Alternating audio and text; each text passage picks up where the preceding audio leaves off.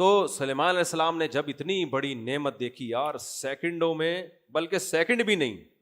Second سے بھی کم میں وہ حاضر، تو فوراً کہنے لگے یہ اللہ کا فضل ہے، اللہ چاہتا ہے، دیکھنا چاہتا ہے، میں مجھے آزما رہا ہے کہ میں اس کا شکر گزار بنتا ہوں یا نا شکرا۔ پھر کہنے لگے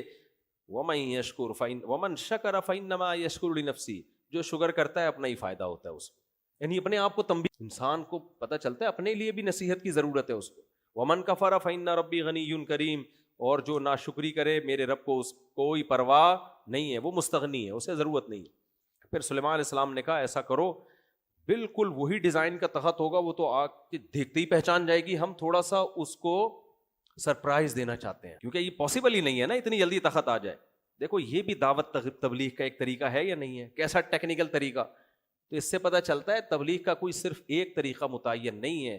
جس وقت آپ کو جو طریقہ کسی کو دین پہ لانے کے لیے سوٹیبل لگ رہا ہو وہ طریقہ آپ اختیار کریں۔ سلیمان علیہ السلام کو یہ طریقہ اختیار کیا کہ تخت اٹھا کے لیا، اس پہ بھرم آئے، بھرم، صحیح ہے نا، بھرم میں آ جائے گی وہ کہ بھائی یہ کیا ہے، یہ کیسے معجزے ظاہر ہو رہے ہیں۔ تو سلیمان علیہ السلام نے کہا بھائی اس تخت کی سیٹنگ تھوڑی سی چینج کر دو، بالکل وہی نہ ہو، تھوڑا سا کنفیوز ہو۔ تو پھر ہم دیکھنا چاہتے ہیں کہ وہ اس تخت کو پہچانتی ہے یا نہیں پہچانتی، کیونکہ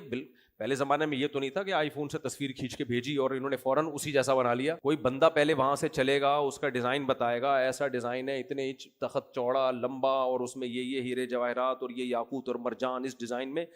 ایسے کاپی کرنا ناممکن تھا اسی اسٹائل۔